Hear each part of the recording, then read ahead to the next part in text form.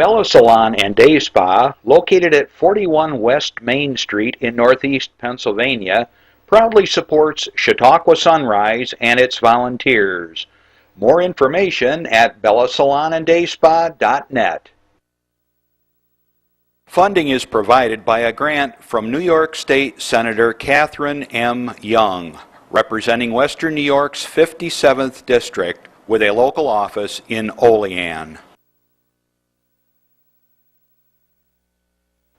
Chautauqua Sunrise is made possible by a grant from Fredonia Place, a continuing care retirement community providing dignity in a modern luxury environment.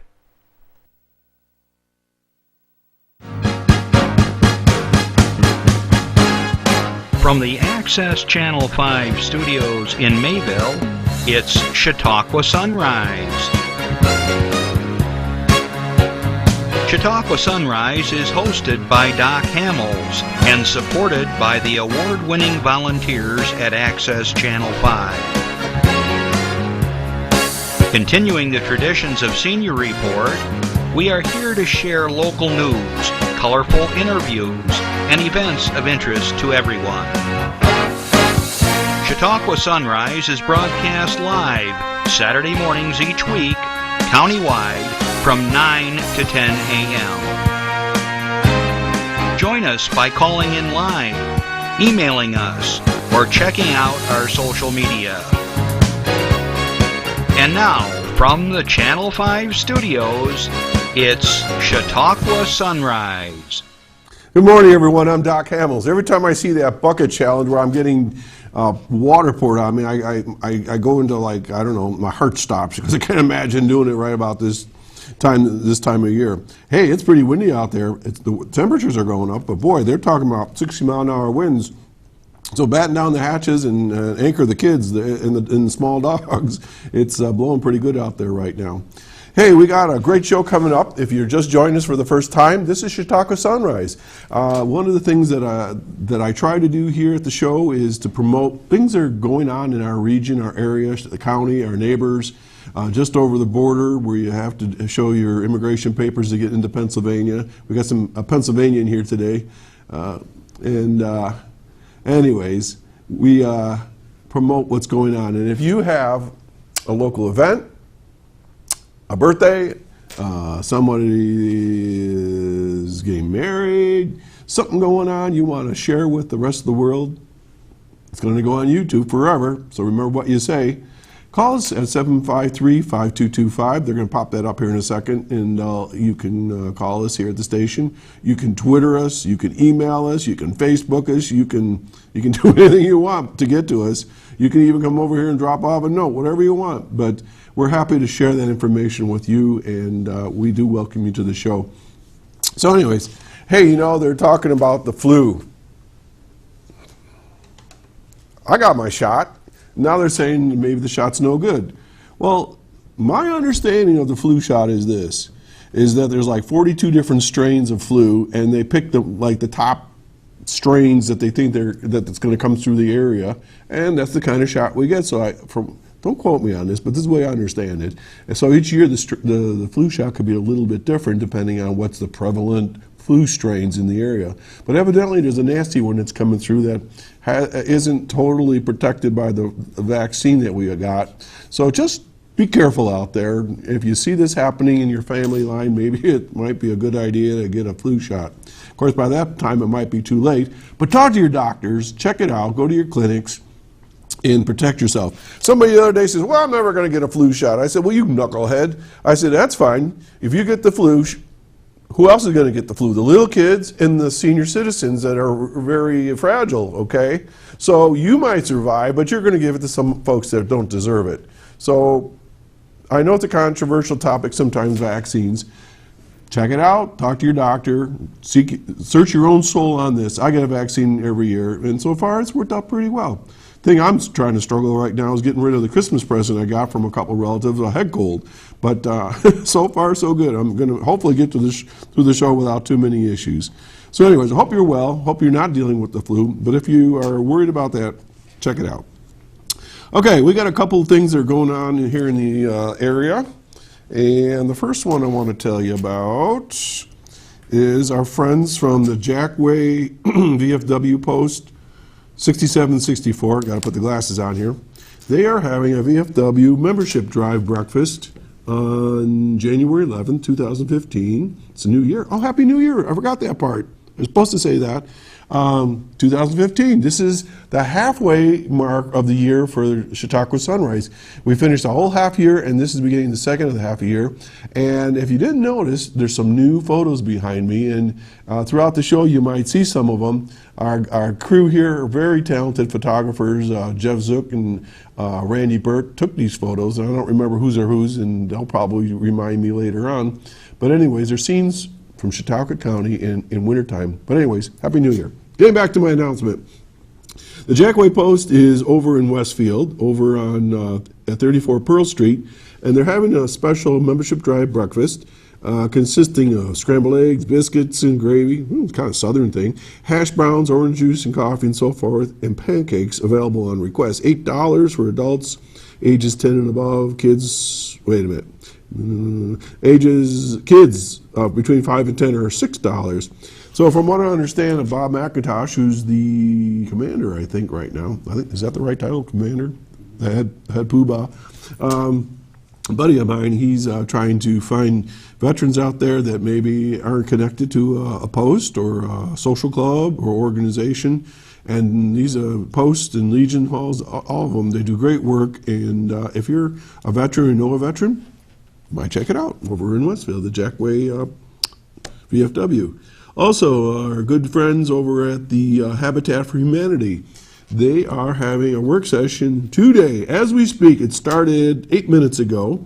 It's over at Patterson Street. And I remind you of this because Mike Ricketts was on the show not too long ago. They're looking for some volunteers. And from what I understand, you can be just like me, not particularly talented with power equipment, but they need people to paint, to do yard work, help clean up after the job, things like that. So you don't have to be like really, really technically talented, but you can be just somebody that's assisting, okay? Helping holding things when they put in windows or whatever. And many hands make light work. So anyways, Habitat for Humanity, Mid-County, they're working on their project today at 7 Patterson Street. And if you want to get a hold of Mike Ricketts, he's in the phone book, you can get a hold of him. He's the head of that whole project. And that's how we do things here. If you have an announcement, if your organization is having a spaghetti dinner or a fundraiser, something going on, free. We'll be happy to announce it and promote it for you because we feel very strongly about what's going on here in the county. Well, I'll also remind you that I haven't talked about this in a while, but over at let me think about this. Robert Jackson Center in Jamestown, they're looking for World War II veterans, all right? And I know there's some. I see guys in the restaurant, and ladies as well, not just the guys.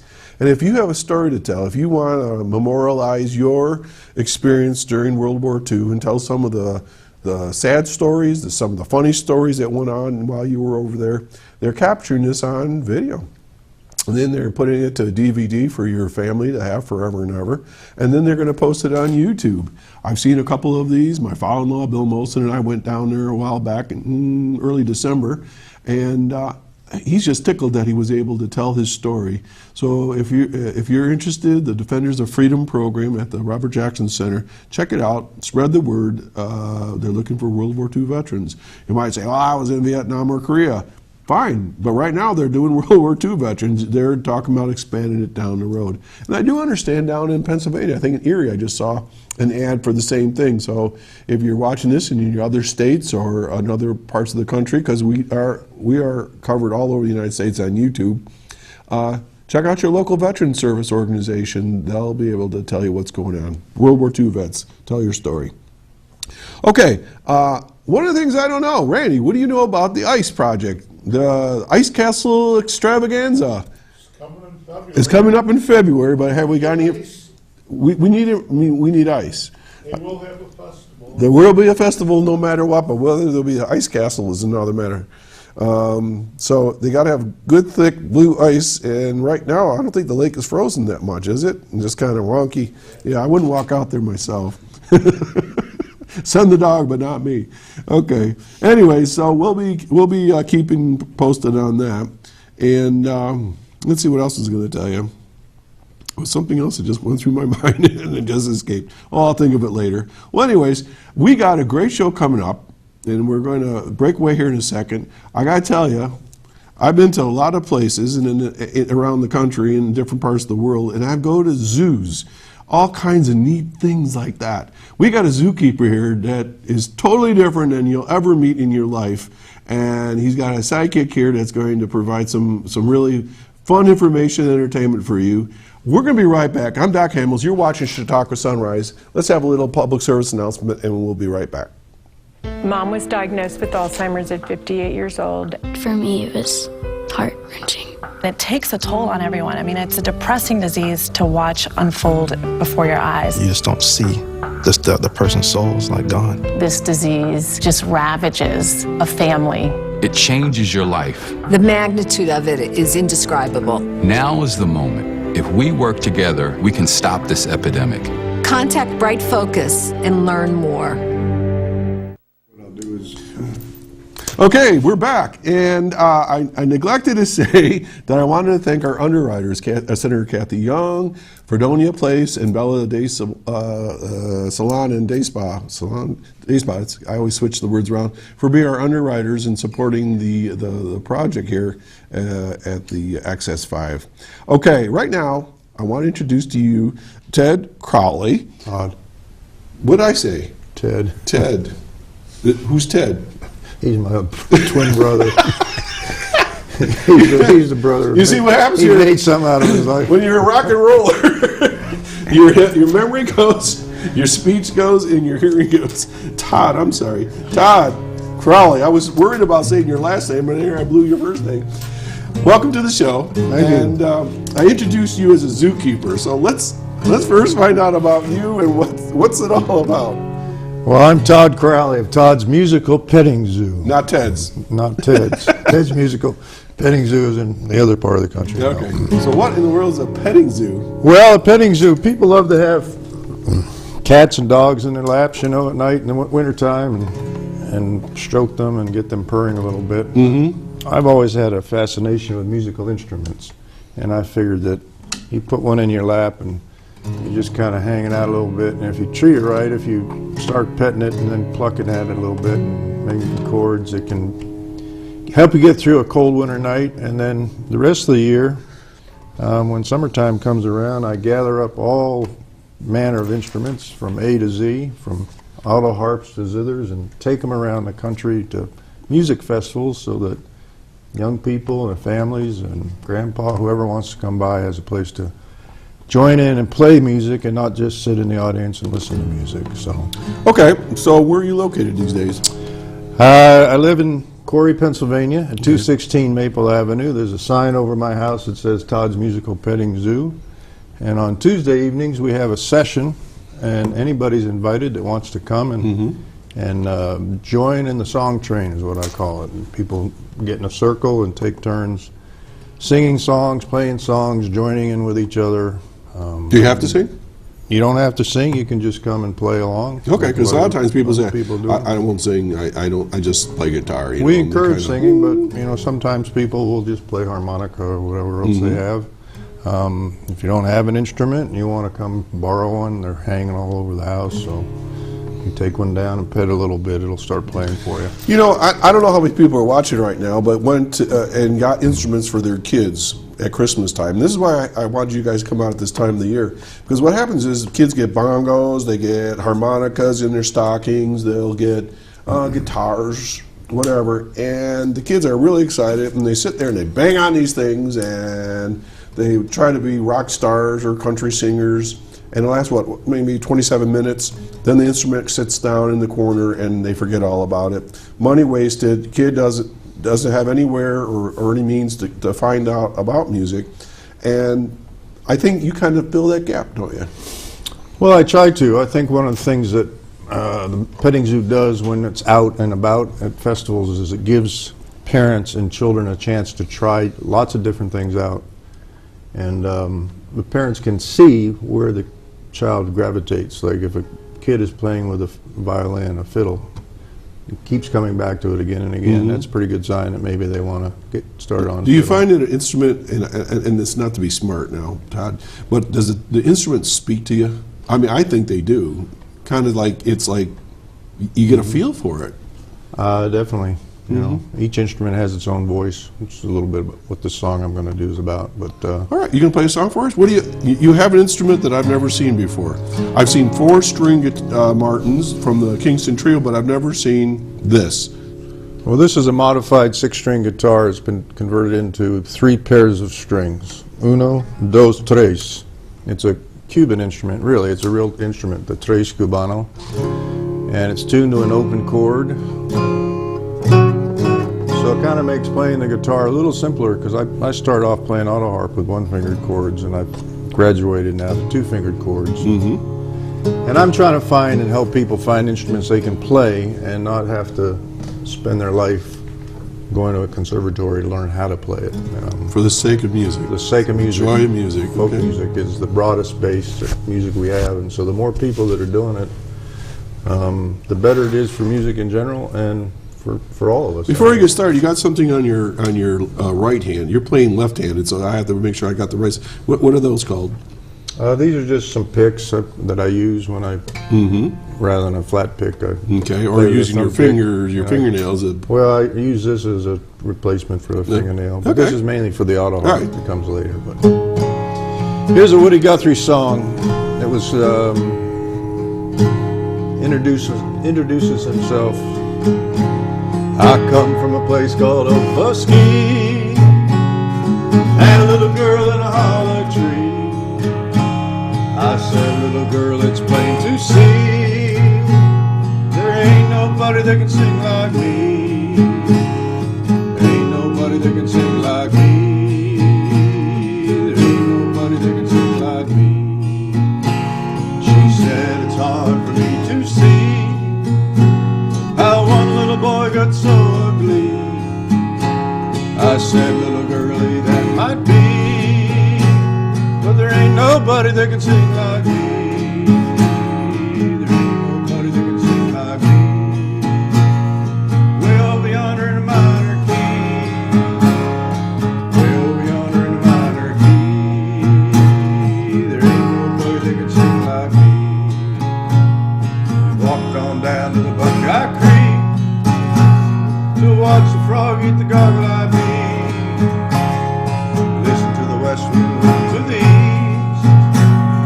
There ain't nobody that can sing like me.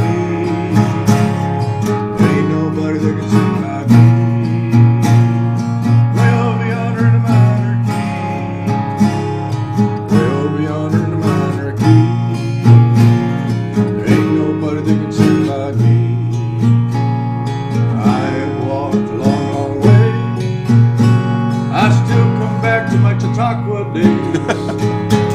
Led many a girl since then astray. Said there ain't nobody that can sing like me. There ain't nobody that can sing like me. Way over yonder in the minor key. Way over yonder in the minor key. There ain't nobody that can sing like me. There ain't nobody. No, there ain't nobody. There ain't nobody that can sing like me. That's a fact. Doc, that's a fact. That's a fact. Wow, thank you. That was great. Wow. Well, I hope you're all enjoying that music. That's really great. And that's set up with a double set of 3 different notes, 3 strings. Right, you and take doubles. the bottom pairs of strings off a 12-string guitar and put the other ones away. Wow. And then you tune it to an open chord. And That sounded so rich, just the way you played that. That was really great. I would think that someone that was just beginning to play guitar could play that pretty easily. pick it up fairly quickly. Yeah. Or somebody who plays guitar and has played all their life would pick it up and go, what did you do to this guitar? And then it doesn't take people long, particularly musicians of Ed's caliber, to puzzle things out and go from one fretted instrument to another. So, right. You know. Well, you played some music. You told me a little bit about your petting zoo. But you haven't told us about yourself. What's Todd all about? Where have you been? Where'd you come from? What'd you do all these years? I was a high school English teacher in Northern Virginia, in Fairfax County, Virginia, for 35 years. And you survived. And I survived it. I loved it, really. And I coached high school basketball for most of that time. But I always had this love of folk music going back to when I was a child. And I had no access to instruments when I was growing up. And I started collecting instruments when my own children were young. And we'd go on vacation and we'd go to a big flea market or something.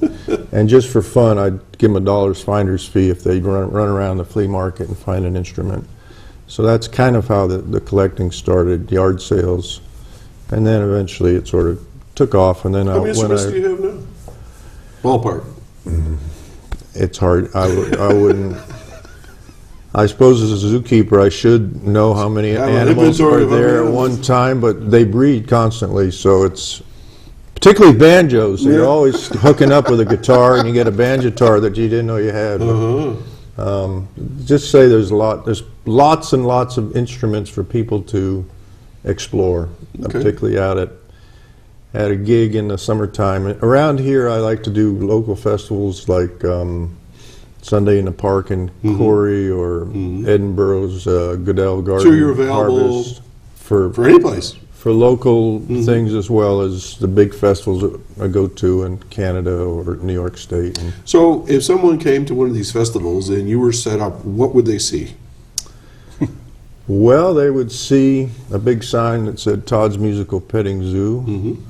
They'd see tables filled with instruments, smaller instruments like ukuleles and mandolins and violins and various percussion instruments. Off to the side there'd be a drum circle, and then the instruments that need to hang on a rack, the guitars and bouzouki and banjos and things like that would be under a separate tent, and they would see people just wandering through going, can we play these? Don't you get a little nervous? I mean, I've seen people dropping instruments or banging on these things. I only get nervous when I tune them all up in the morning and nobody shows.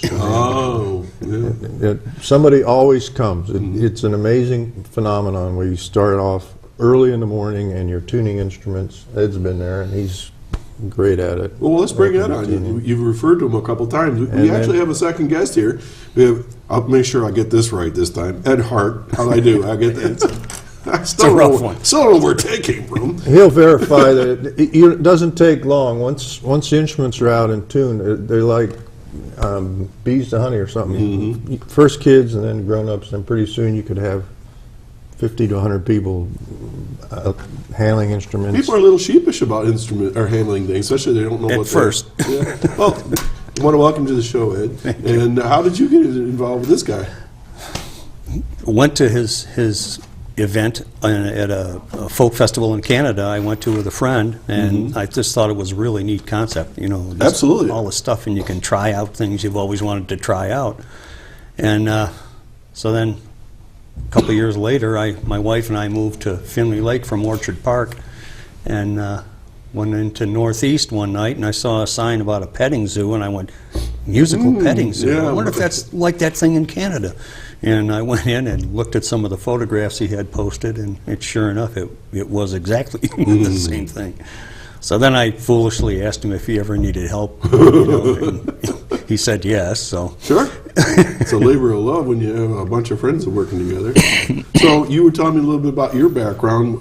What's your background, and then how about music? So what would you do? Background, I've done, you name it, I've done it from.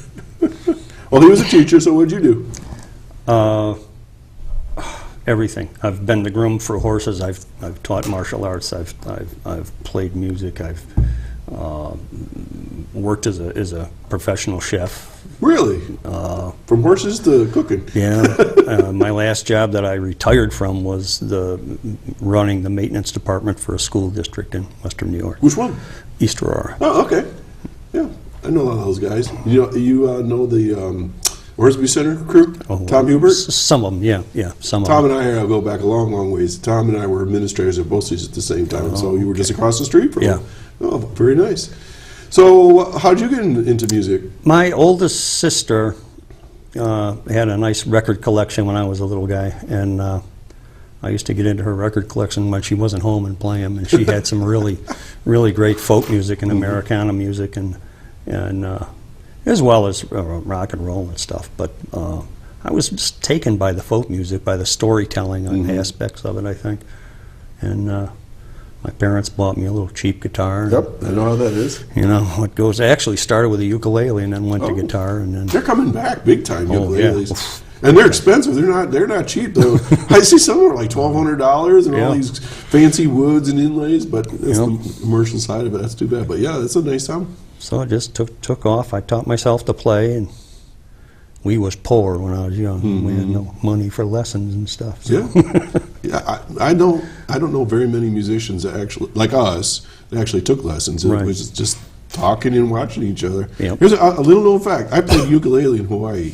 Not professionally. We were on a cruise ship. It was one of those, you get together with like 47 gray-haired people, and well, I was part of them. Anyways, we were playing ukulele, and it was kind of fun. It took me a little time to get used to just using my finger instead of wanting to use a pick, but it was a lot of fun.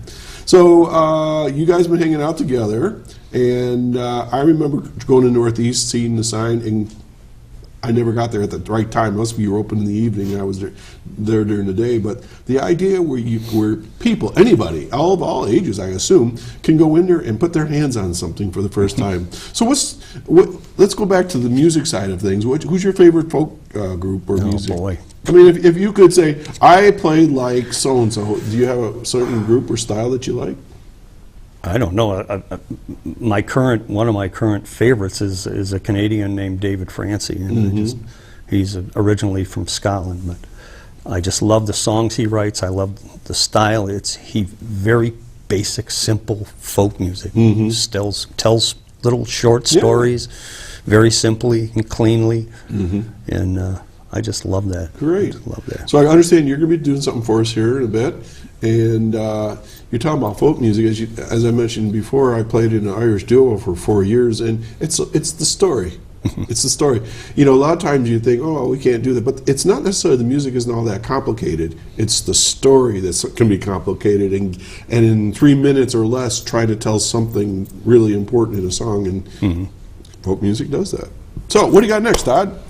Well, I think we'd like to ask Ed to do a song. Okay, look forward to it. So, this is sort of a little mini sample of what goes on Tuesday nights at my place down in Corey, 216 Maple Avenue.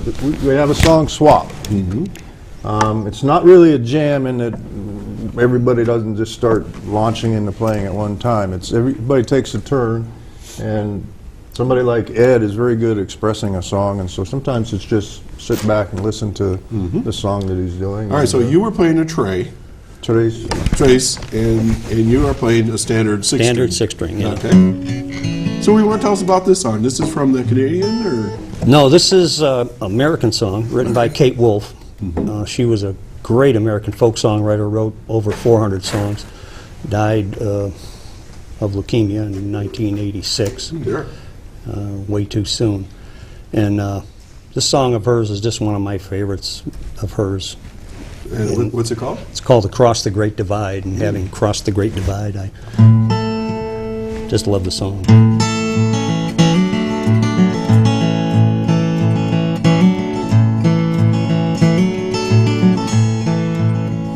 I've been walking in my sleep, counting trouble instead of counting sheep.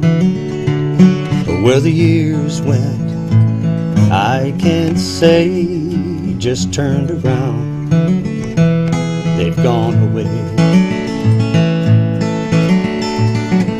And I've been sifting through the layers of dusty books and faded papers. They tell a story I used to know.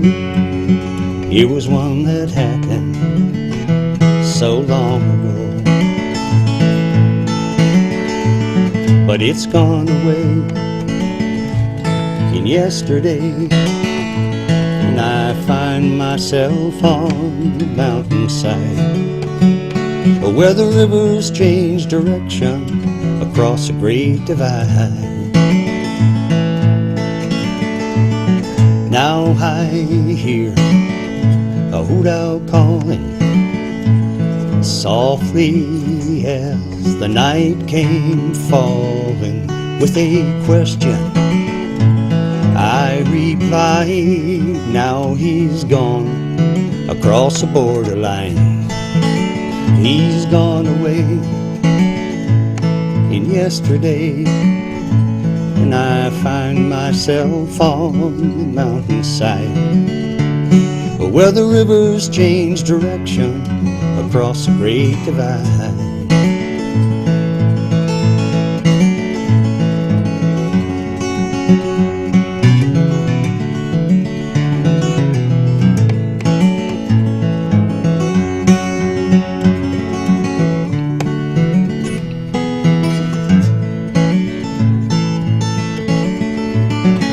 The finest hour that I have seen is the one that comes between the edge of night, the break of day. That's when the darkness rolls away. It's gone away in yesterday, and I find myself on the mountainside where the rivers change direction across the great divide.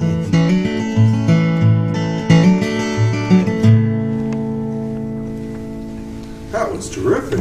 Thanks. You do it like it just kind of just oozes out of you. It just kind of oozes. It's great. I love the sound of that guitar. Now, the bass runs you were doing on that was really, really nice. Thank you. Great. Ed, you've got some stuff on your guitar strap there. Randy, can you get a shot on that? I mean, there's... What is all that? What is all that? Okay. I would either cut myself or... This is obvious. Right. And this is obvious. I'm a Vietnam veteran. Okay. This was given to me by a girl I call one of my adopted daughters who has recently moved to California. She's a folk singer-songwriter. Oh, nice. Incredible. Mm-hmm. Madeline White's her name. This is just an antique Salvation Army ribbon holder. Used to be a banner that would hang around there. This was a button off my father's dress police uniform. He was a police officer. Mm-hmm. This was a button off my grandfather's New York Central Railroad conductor's uniform. He was a conductor on the railroad. And this, my great-grandfather, after becoming a success in Buffalo as a meat cutter, as a butcher, had his own butcher shop, went back to Germany to visit his cousins, went hunting in the Black Forest, got a wild boar, and had this made for his wife. I know what that is. That's a boar's tusk. Yes. Friends of mine, they live in Germany, and he hunts wild swine. It's got a U for Ulrich. That was their name. He had that made for his wife. Notice the hat band he's got too on his hat. Yeah. That's made out of. You know, I was looking at that. I'm thinking, like, are those feathers or what the heck is that? No, those are all picks. That is way cool. But if I had things like that on my guitar strap, my guitar would be beat up, stretched, and everything. You got to be careful though. Yeah, you got to be aware of things. That strap just tells the whole story. I mean, that's so fitting for folk music. Wow. Okay, you got another instrument. I got a story to tell you. Years ago, I was in college and I took a course on music for children. And one of the things was you had to buy a flutophone or something or other, but you could get a really good deal on an instrument. And that instrument is what you have on your lap, which I'm not going to tell anybody about yet. Anyways, so I had this and I had it at a friend's house, and someone broke into that house and stole this instrument. I got so ticked off, I said, I'm never going to buy another one again, and I didn't. It's guitars. So let's talk about what you got on your lap. Maybe it's mine. Looks familiar. Might be the auto harp that went missing on you. You never know. This is an auto harp, but what I wanted to say about the song Ed just did and my connection to this music, I told you I was an English teacher for 35 years, so I taught poetry, I taught literature, I taught, I love the words that I got from my father, who was an Irishman, which kind of runs in the blood, I think. So if you take the time to listen to the words that Kate wrote, the finest hour that I've seen is the one that comes between the edge of night and the break of day, when the darkness rolls away. I mean, that's poetry, and poetry set to music, to me, is the best of two worlds. So I love these songs, and I love to hear how Ed expresses them, and then Yeah. you hear the words in a new way when they're set to music. Yeah, you can see the imagery. It's like art coming to life in your mind.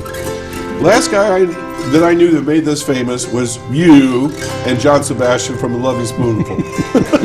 Well, there's a big gap between John Sebastian in the 1960s and The Loving Spoonful, me and today, which was filled mightily by my good friend Brian Bowers, who is the king of the auto harp, who's been playing professionally for more than 40 years, and introduced me to the auto harp. This was the first instrument that I started playing back in the early 80s, and then all the other instruments sort of Before you grew get out too of that. far with this, if you can set it up here on the table, and Randy can get a little better close-up on that, can you tell us a little bit about the instrument before you even play it? Because this is what it's all about. We're talking about instruments and getting people maybe thinking about it. This one's is this hard to play? Actually, no. It's a little hard to tune, but once you get How many in strings tune, are on there's there? 36 strings, but my this God. is made easier because it's got fine tuners on it. Okay. This is an auto harp. If you had one in grade school, your grade school teacher had it because they didn't have a music program in a small school, It's and like they a didn't have a portable piano. piano. Yeah. And she could put it on the lap and strum it, and you could sing with it, or have the kids come up and push the buttons and strum it and so on. This goes back to the earliest days of recorded country music. The Carter family came down out of the hills of Southwest Virginia and were recorded by Ralph Peer, a recording engineer from New York who came down to the Appalachian region.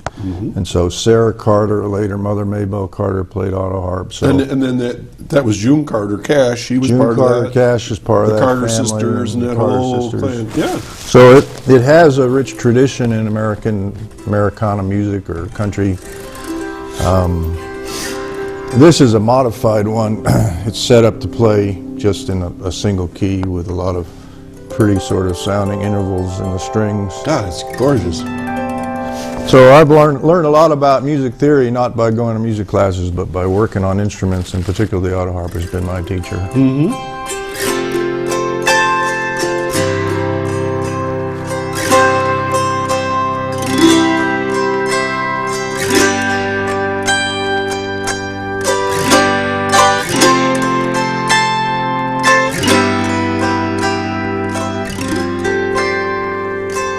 I do a lot of traveling when I go out west in the summertime with the musical petting zoo, and one of the things I love to do is stop at open mics. I stopped at this place in Denver. It looked like an Irish pub. It said Irish something or other in there, and it had open mic Thursday night, so I said, well, I'll go in there and do a couple songs. Turned out to be a country western, kind of a biker bar with a house band. And I'm sitting in the corner with my auto harp, and there's a fellow that gets up there who's a dead ringer for Merle Haggard. Another good-looking guy. He did about 4 or 5 Merle Haggard songs, cowboy hat and everything. And when he was done, I sat and I talked to him. I said, man, you do Merle Haggard better than Merle. How did you learn to sing those songs? He said, I was a long-haul trucker. I'd done 1 million miles. Merle was on my tape player the entire time. Sing on the road. So you learn to sing by listening and singing along to the recording. That's what I did as a kid. So when I got up to do my song, I did this song for that truck driver. It's called Kern River by Merle Haggard. Never swim Kern River again. It was there that I met her, and there that I lost my best friend. I live on a mountain, drifted up here with the wind. I may drown in still waters, but I'll never swim Kern River again. I was born in an oil town, but my gusher it never came in. And that river was a boundary where me and my darling would swim. One night in the moonlight, swift current took her away. And I live on Lake Shasta. Lake Shasta is where I will stay. Never swim Kern River again. It was there that I met her, and there that I lost my best friend. I live on a mountain, drifted up here with the wind. I may drown in still waters, never swim Kern River again. In the South San Joaquin, where the seeds of the Dust Bowl were sown, there's a place called Mount Whitney where the mighty Kern River runs down. Well, she ain't deep or wide, but she's a mean stretch of water, my friend. I may cross all these highways, but I'll never swim Kern River again. Never swim Kern River again. It was there that I met her, and there that I lost my best friend. I live on a mountain, drifted up here with the wind. I may drown in still waters, but I'll never swim Kern River again.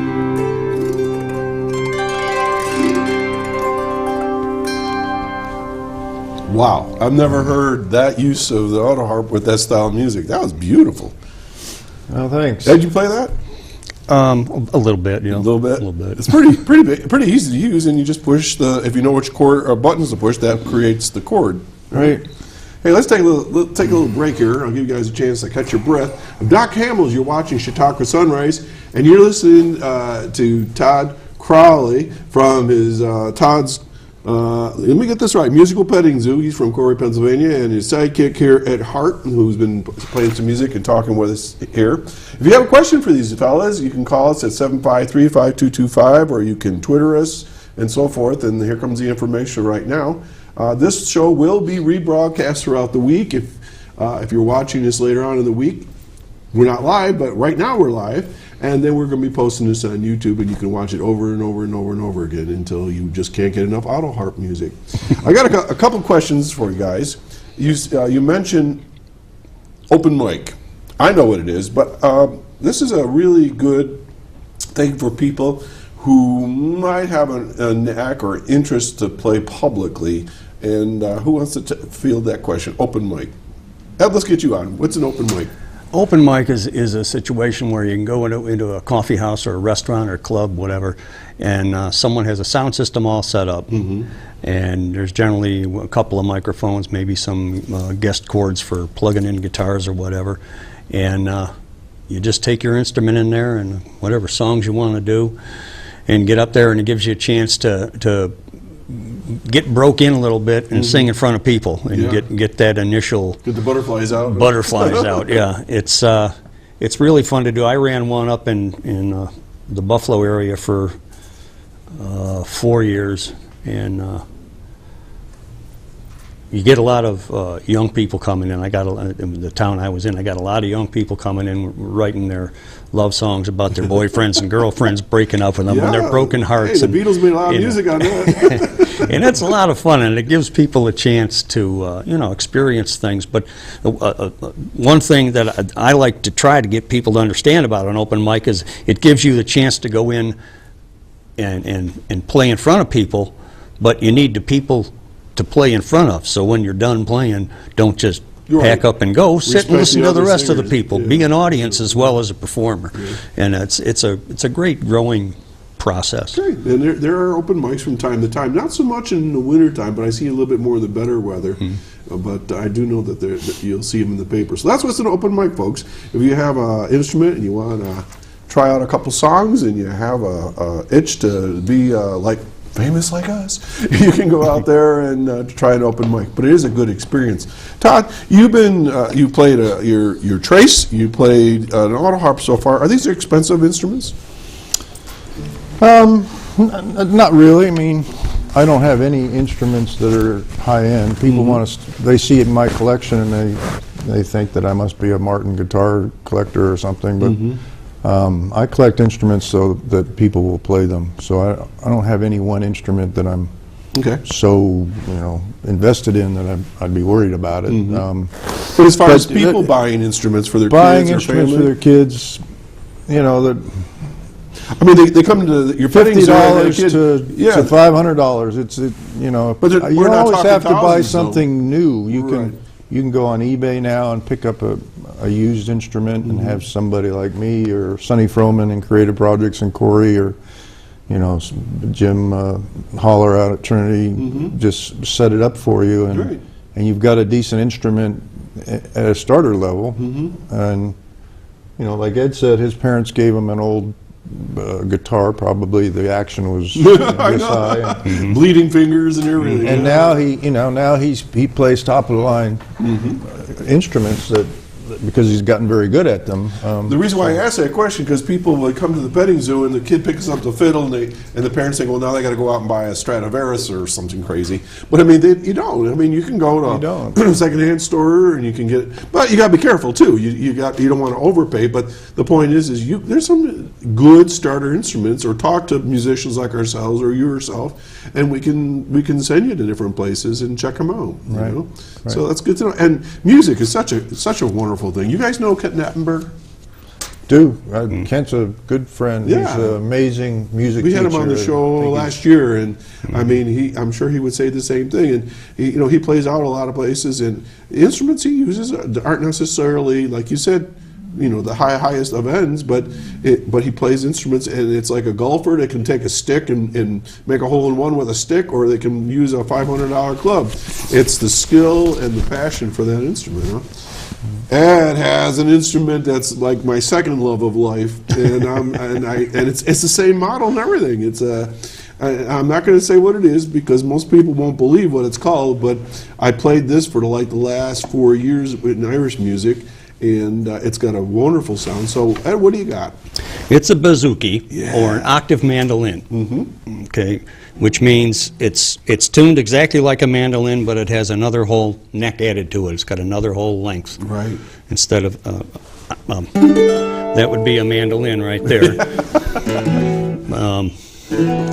And I love the sound of them. I just love the sound of them. And you know the quick story of how the Irish bouzouki found its way into Irish music? No.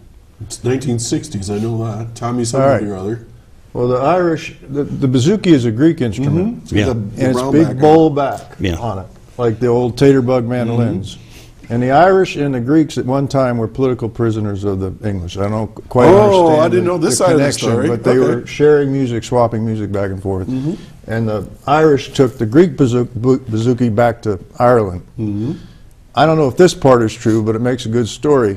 If you're an Irish musician and you're drinking Guinness all day in the pub, pretty soon that bowl back on the mandolin gets harder and harder to reach out. So the Irish finally, just being the smart people they are, just slopped the back off and made it a flat back instrument. I love it, Mike. What do you need that for? Where the Greeks are climbing mountains and drinking ouzo, they're hardy, thin fellas, so they could handle the bowl back instrument. But they're very. I've not heard that one, but I know a group called Planksty. They made the bouzouki really, really popular. So what do you got for us? All right, just I here. talked before about David Francie and the music he writes, and I met him a couple times and talked to him a couple times, and told him that when I do his stuff, almost all of it I do on bouzouki because it just fits so well. And he said, "Do all my music you want." Please do. Eventually. This was a song he wrote when he was on a trip with another songwriter through the Great Lakes. Started at the Atlantic Ocean, the mouth of the St. Lawrence River, came down the St. Lawrence River, traveled through all the lakes, all the locks, everywhere, and there and back, and they wrote songs. And he was pretty impressed with a local, not far away community, and wrote this song about it. And he is a fan of industrial architecture, we'll say, and there's some interesting industrial architecture in Ashtabula, and so this is his song called Ashtabula.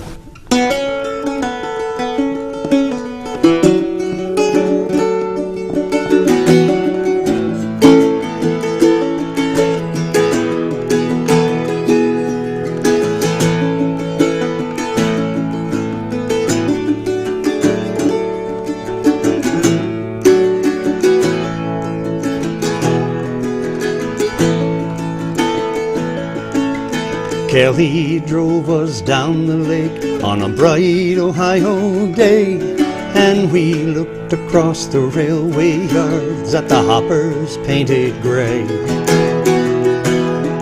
That coal train from a Kentucky mine, she's come a long, long way. We were down in Ashtabula on a sunny summer's day. Well, we walked down to the harbor side, where the coal was piled up waiting, high and black and wide. And it's waiting for the Lakers to carry it away. We were down in Ashtabula on a sunny summer's day. And the tilting bridge itself swings back and the sail is giving way. And the cobbled streets that climb the hills are faded red to gray. In the Maritime Museum, so high above the waves, pictures of the past recalled in black and white and gray. But the masters and the ships are gone, they've long since passed away. We were down in Ashtabula on a sunny summer's day.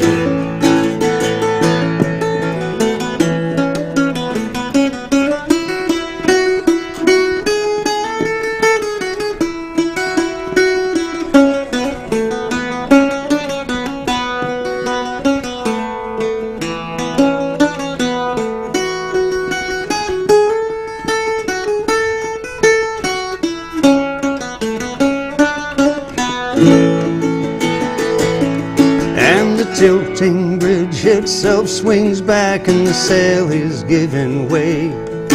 And the cobbled streets that climb the hills are faded red to gray.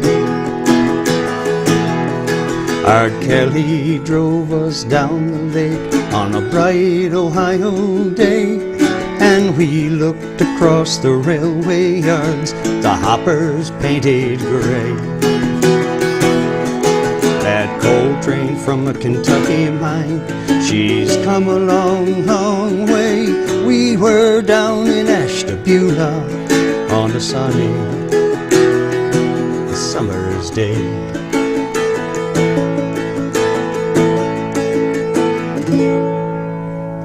Well, I could hear the Celtic sound coming through there. Nicely done, nicely done. You've got another little doodjiggy on your strap. What's this one all about? Oh, this is just a little Buddha head. You're kind of eclectic with your collection here. Oh, yeah. From Germany to Buddha heads. Todd, what's the most unusual instrument you have in your collection for people to play, in your mind? Oh, let's see. Most unusual. Boy. I've got a bunch of interesting drums, like the kalimba. Mm-hmm. Is a thumb piano type thing, and from Africa, or the tongue drum. Oh, those are the ones you go. Boing, boing, boing, boing, boing. Right, and people pick them up, they're not sure what to do with them. I say, just imagine that you're texting, but you're texting back I have back one in now. Africa, and you're calling your friend over for dinner or something. They're pretty unusual. I know something will come to me when I leave here. There's some pretty oddball things. Mm-hmm. I mean, I have this whole section of like instruments that are made the way you might have made them in the Mississippi Delta when you didn't have money for a real guitar. So I have a guitar, a 4-string slide guitar. It's made with a 2-gallon oil can. And you said slide guitar. I know what you're talking about, but these folks may not. What do you mean by well, slide a slide guitar is a guitar that doesn't have frets for you to put your fingers on. It's Mm-hmm. just tuned to an open chord, and then you put a slide on it and you slide to wherever. Piece of bottleneck or a piece of metal. Or right. My mom used to think I was killing a chicken. Yeah. I wasn't all that good at it. Right. So it gives that. It's kind of that bluesy sound that you would associate Howlin' with Wolf and all those guys. Yeah. Good. Yeah. So, Ed, he can't remember anything. I'm thinking of that weird thing that is a sort of violin shape that we tuned kind of like a bouzouki, but it's got, instead of unison strings, it's got the octave strings. Quattro? No, that little thin weird thing. It's got a pickup in it. We don't even know what to call it. It's got that dragon head or that big leaf head. Oh, that's an octave mandolin. Oh, it's just an octave mandolin? Oh, yeah. But it's bizarre looking. I do have an instrument that's made with the cover of a Victory motorcycle. It's set up like a dobro. Mm-hmm. You play it in your lap. And so I call it the Mobro, the motor dobro. You have to have it's a zoo, right? So yeah. you got to have your lions and tigers and bears, your normal stuff, but then you got to have like the platypus or the oddball, the unusual. What Wild Kingdom? You go out in search of the strangest, because it's a competitive world out there in the musical petting zoo world. People are trying to get gigs, and you got to have more interesting. What do you have anything from other countries? I mean, are these Africa? Or? Yeah, Africa, South America. Everybody has their style. A few Asian instruments. I don't know too much about the Chinese, but I do have a Chinese fiddle called an erhu. Which baffles people. Part of what I enjoy doing is just having things that professional musicians pick up, and it baffles them. And there was a guy at the Folk Alliance. He was a great slide guitar, harmonica player, alligator boots, hat, earrings, and he came around. I had a display at the Folk Alliance, and he picked up a little concertina. And he says, he's looking at me like, what is this? I said, well, you get one note going this way, one going that way, and you'll do fine. And he's like, and he's playing with it for about an hour. Every once in a while looking at me going, what the heck?